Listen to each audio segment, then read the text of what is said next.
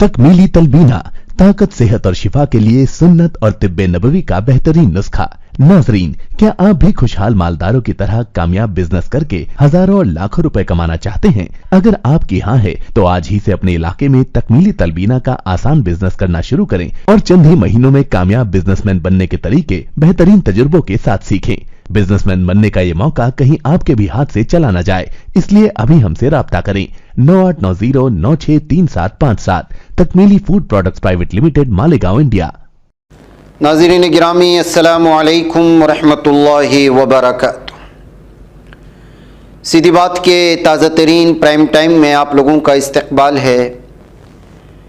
नाज़रीन गिरामी, मैं अंसार अज़ीज़ नदवी इस वक्त आप लोगों के सामने कुछ अहम तरीन ख़बरें, कुछ वायरल वीडियोस और कुछ तनकीदी तज़्ज़िये लेकर के हाज़िर हुआ हूँ। नाज़रीन गिरामी, तमहीदी तफसीलात में जाने से पहले आप लोगों से जो हाल ही में गरम लिहाफ के सिलसिले में दरख्वास्त की जा रही है उस पर तवज्जो करें। कुछ दरख्वास्तें हैं, हमें वहाँ तक जाना है। जब तक आपका ताउन नहीं आएगा वहाँ पहुँच नहीं पाएंगे। तफसीलात नीचे दी जाती हैं, तफसीलात उस पर आप लोग मैसेज करेंगे तो आपको वहाँ पर सारी तफसीलात मिल जाएंगी। हमें कुछ बहुत ही ज़्यादा ज़रूरतमंदों तक पहुँचना है।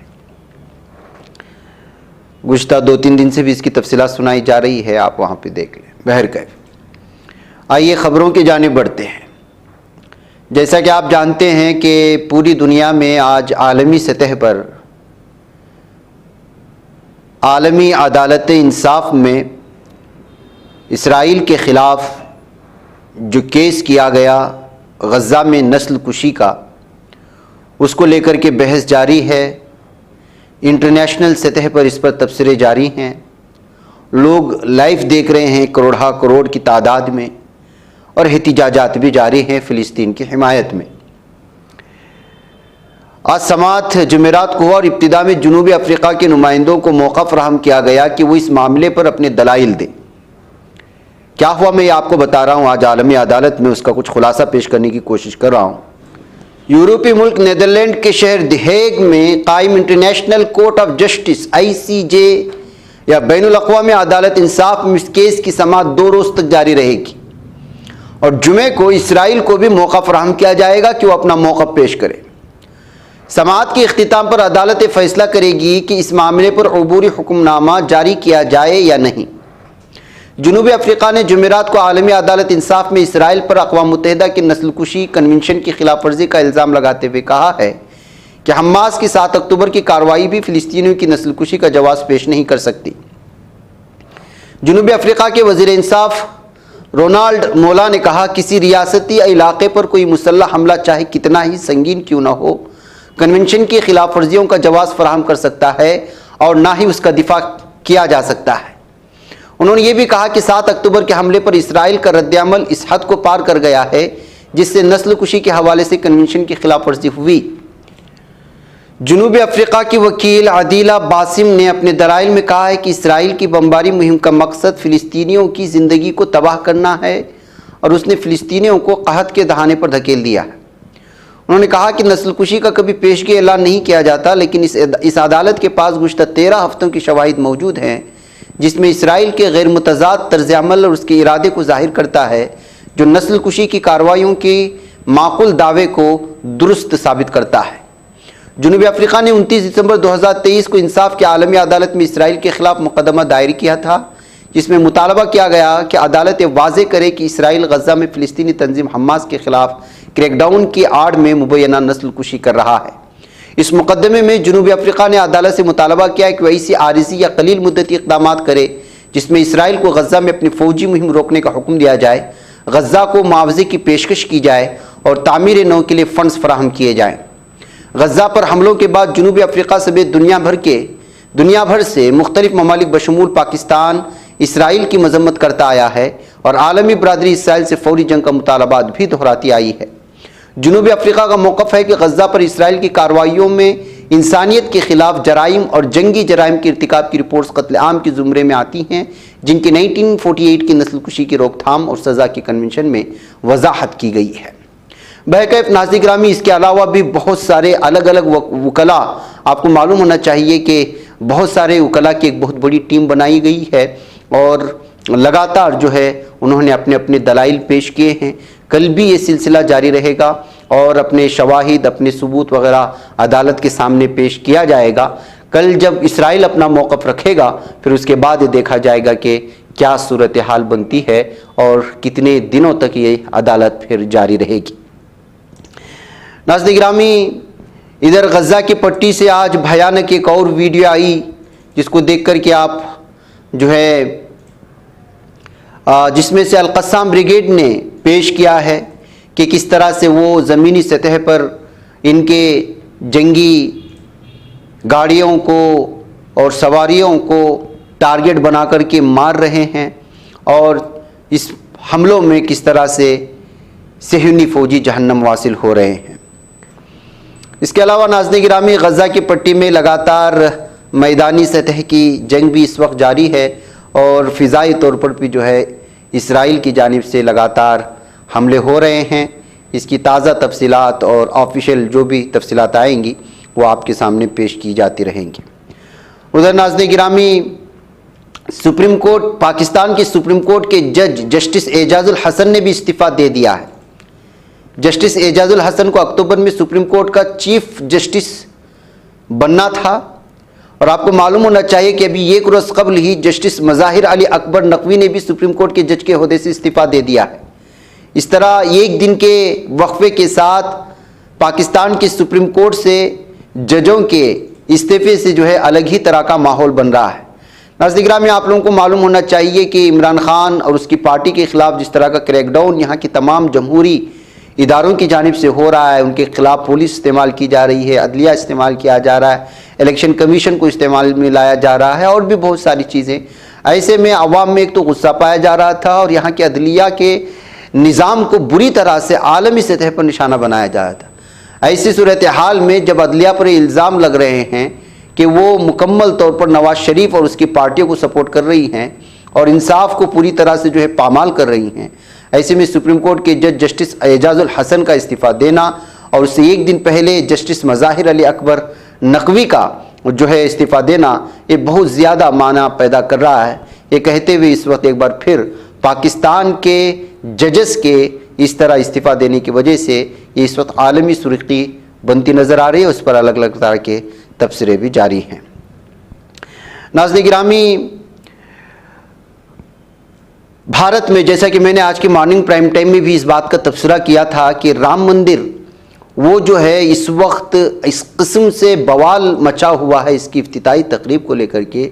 ऐसे ऐसे बयानात अपोजिशन लीडरान की जानिब से आ रही हैं और बिलखुसूस कांग्रेस की लीडरान से कि इससे महसूस होता है कि जब आप किसी मुतनाज़ मंदिर में जिस ज़मीन पर आपका हक़ ही ना हो, जैसे मिसाल के तौर पर आज से कुछ दिन पहले एक ने बहुत बेहतर तज़िया किया था और वो तज़िया करने वाला वो मुसलमान तो नहीं था, लेकिन उसने एक साफ़ और वाज़ेह तौर पर बात लिखी थी। इस बात का तबसरा करते हुए मुझे ताज्जुब हो रहा है और उन पढ़े लिखों पर ताज्जुब हो रहा है, उन सियासतदानों पर मुझे ताज्जुब हो रहा है जो इस वक्त राम मंदिर की तामीर को लेकर के बड़े पैमाने पर जश्न मनाने की बात कर रहे हैं, जबकि हकीकत ये है कि जिस राम के नाम पर इन्होंने राम मंदिर तामीर की है वो राम ही इस मंदिर से खुश नहीं है। और उन्होंने वजूहात लिखते हुए बयान किया है कि राम को किसी जगह की या मखसूस जगह की ज़रूरत पेश नहीं आती जबकि वो गैर मुतनाज़ हो, यानी कि वो ज़मीन पर किसी का हक़ ना हो, वो ज़मीन किसी की दबाई गई ना हो। तो ऐसी सूरत हाल में जब इस राम को किसी की ज़मीन या किसी का कोई घर या किसी को किसी तरह की भी चीज़ की ज़रूरत नहीं है तो उस ज़मीन को कैसे बर्दाश्त कर सकता है जो ज़मीन एक दीगर लोगों से छीन ली गई हो और भी जो है एक इबादत खाना नीचे गिरा करके फिर उस पर बना करके फिर उस पर जश्न बना करके एक मखसूस कौम को, जिस कौम में भी राम को समझने वाले और उसकी इज़्ज़त को बरकरार रखने वाले मौजूद हैं, उस कौम को तकलीफ़ पहुँचा करके उनकी ज़मीन हड़प करके और उसके लिए प्रोसेस बना करके बनाया गया है, तो फिर वो राम चाहे पूरी की पूरे उनके भक्त इस बात पर खुश हों, लेकिन जिसको वहां पर स्थापित किया जा रहा है और जिसके नाम पर बनाया जा रहा है वो खुद खुश नहीं है, तो ये कैसे मुमकिन है, कहते उन्होंने बेहतर अंदाज में तबसरा करके जो है लोगों को समझाने की कोशिश की थी।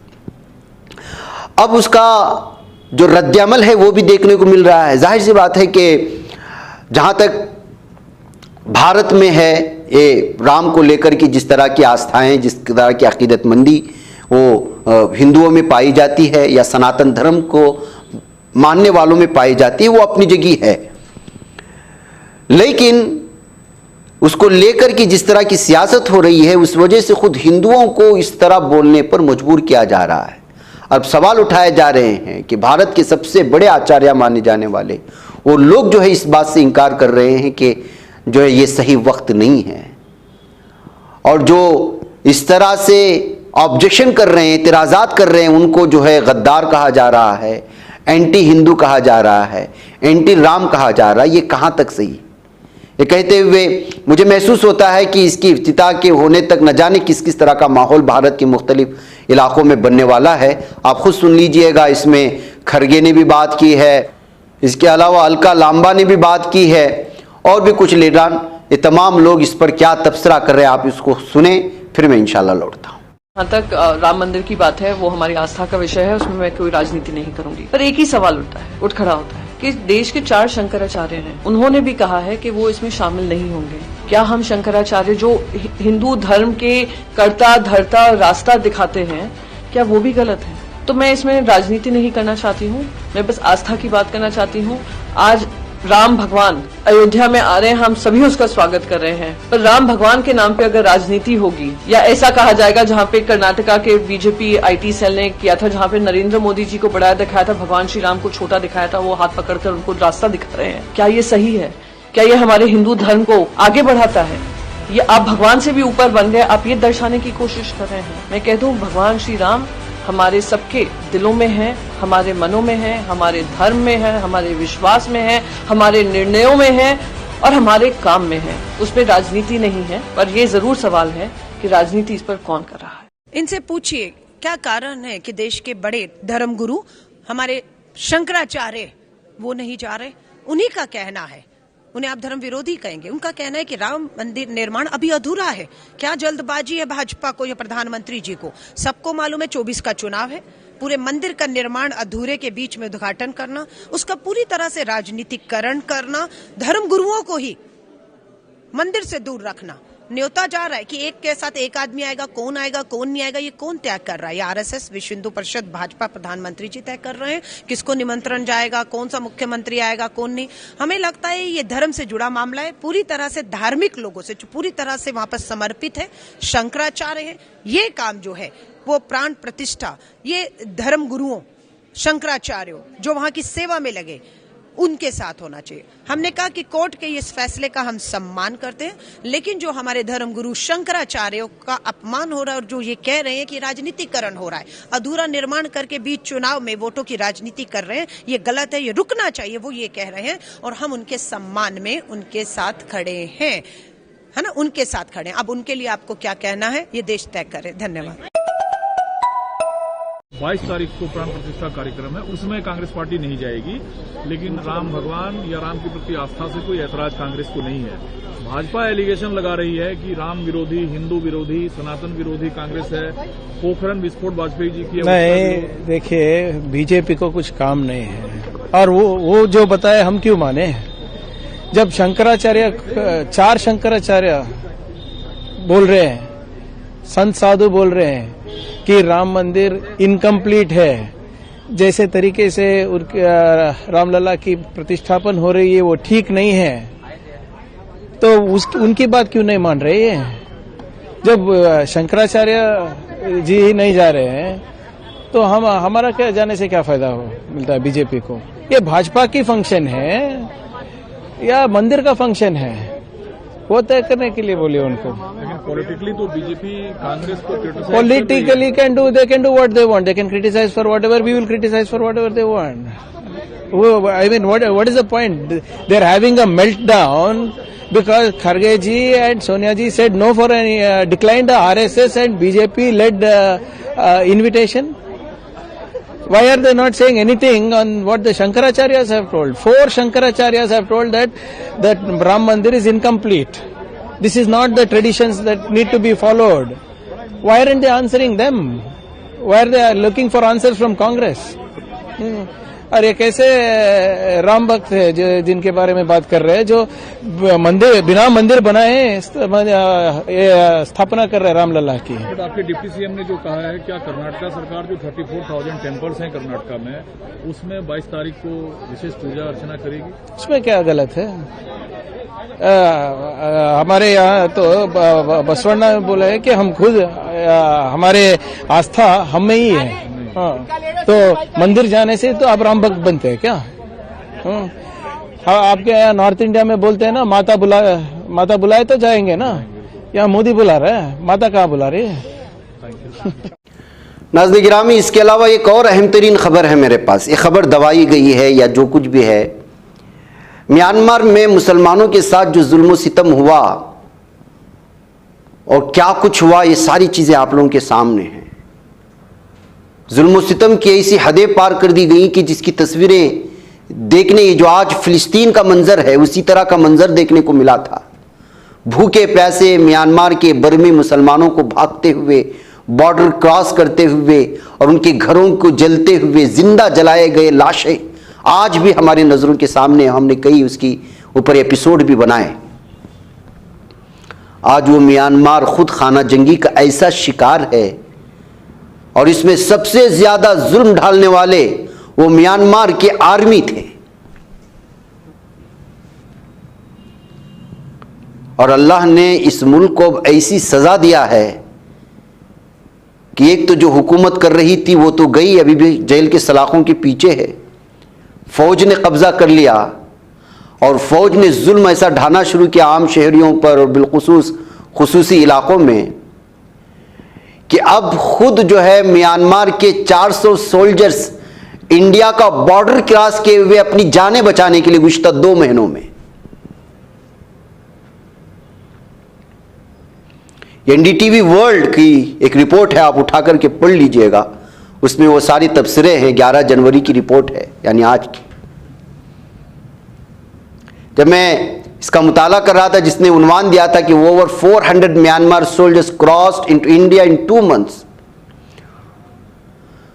तो फिर सब पूरा तो मुझे वो पुरानी सारी तस्वीरें सामने आ गई कि जब आप किसी पर बगैर वजह के जुल्म करते हैं और भूल जाते हैं कि फिर ऊपर भी कोई देखने वाला है, तो फिर आप पर ऐसा अजाब मुसल्लत कर दिया जाता है कि आप जीते जी जमीन के लिए तरसना शुरू कर जाते हैं, ठिकाने के लिए तरसना शुरू हो जाता है। ऐसी सूरत हाल इस वक्त म्यांमार के फौजियों के अंदर है। अंदर जाएंगे तो जो बागी बन चुके हैं, यानी एक तो पहले जो हुकूमत थी उस हुकूमत को गिराया गया ताकत के बलबूते पर, कौन? आर्मी ने। अब आर्मी के खिलाफ बगावत शुरू हो रही है जगह जगह पर। उन्हीं बागियों से, जो कबाइली बागी हैं, उन बागियों से डरते हुए म्यांमार के सोल्जर्स इंडिया क्रॉस कर चुके हैं। अंदरूनी क्या सूरत हाल है हमको पता नहीं। अगर म्यांमार की ज़बान आती तो शायद हम वहाँ के अखबारात वगैरह पढ़ के सही सूरत हाल आपके सामने रखते, लेकिन ये हकीकत है जो इस वक्त सामने आई है। इस खबर को बड़े पैमाने पर लोगों के सामने उर्दू अखबारात के ज़रिए से पेश करने की ज़रूरत थी, जो दबा दी गई है। बहरकैफ इस पर मेरा और रिसर्च चल रहा है, इंशाअल्लाह इसको तफसीली किसी सीधी बात में, वीकली सीधी बात में आप लोगों के सामने रखने की कोशिश करूँगा। उधर नाज़रीन गिरामी, मणिपुर में पावर स्टेशन से कसीर मिक़दार में फ्यूल का रसाव हुआ है, जिसकी वजह से अवाम में दहशत पाई जा रही है। पीने का पानी मिलना भी मुश्किल हो चुका है। मणिपुर में जो इम्फाल वादी है वहाँ पर एक पावर स्टेशन है, बिजली स्टेशन, और इसकी यहाँ से कसीर मिक़दार में ईंधन लीक होने का मामला सामने आया है। जाहिर सी बात है कि ईंधन जब वो लीक होता है इतने बड़े पावर प्लांटेशन से, तो आप अंदाज़ा लगा सकते हैं कि वो पीने के पानी को, नालों को, सबको जो है उसको मुतासिर करता है, जिसकी वजह से जो इस वक्त जो नदियाँ हैं, जो ये नदियाँ जो इम्फाल नदी से मिलती हैं, उस इलाके की लाइफ लाइन मानी जाती हैं। जैसे कांटू सुबुल का इलाका है और लेमा खोंग पावर स्टेशन में जो मामला पेश आया, उसके आसपास में जो गाँव हैं, सेकमाई, ये सब नदियों में जो है ईंधन के रसाव से आबी फराहमी मुतासिर हो रही है। उन्होंने ये भी जानकारी दी है कि नदियाँ इम्फाल नदी से मिलती हैं जो इस इलाके की लाइफ लाइन है, और लोगों को जो यहाँ से पीने का पानी मैसर किया जाता है, दीगर ज़रूरियात को भी पूरा किया जाता है इन पानी से, इन नदियों के पानी से, वह पूरी तरह से मुतासिर हुई हैं, जो बहुत ही ज़्यादा मुश्किल पैदा कर रही है, कहते वहाँ से खबर आ रही है। नाज़रीन गिरामी, चलते चलते आज बात भी कर लेते हैं साबिक़ जम्मू कश्मीर की साबिक़ वज़ीर आला महबूबा मुफ्ती। आज वो सड़क हादसे का शिकार हो गई। गनीमत ये रही कि उस हादसे में उनकी कार को तो बुरी तरह नुकसान पहुंचा, लेकिन उन्हें कोई चोट नहीं पहुंची और वो महफूज रही। मीडिया रिपोर्ट्स के मुताबिक जनूबी कश्मीर के अनंतनाग जिला वाक़ संगम बजहड़ा के पास आज जुमेरात को ये महबूबा मुफ्ती की गाड़ी हादसे का शिकार हो चुकी थी। इस हादसे में ड्राइवर मामूली तौर पर जख्मी हुआ है, लेकिन स्कॉर्पियो को शदीद नुकसान पहुंचने की खबर आई है, लेकिन महबूबा मुफ्ती महफूज है। नाज़रीन, मुझे इजाज़त दें। अस्सलामु अलैकुम रहमतुल्लाहि व बरकातहू। बच पाता है कोई सहाफ़ी की निगाहों से, मिलाता है ये लोगों को मोहब्बत की पनाहों से। करम और दर्द मंदी का है एक संसार, सीधी बात अज़ीमत जुर्अतो हिम्मत का है इज़हार, सीधी बात अज़ीमत जुर्अतो हिम्मत का है इज़हार, सीधी बात। ये चैनल हक निगर बनकर कुचल देता है फितनों को।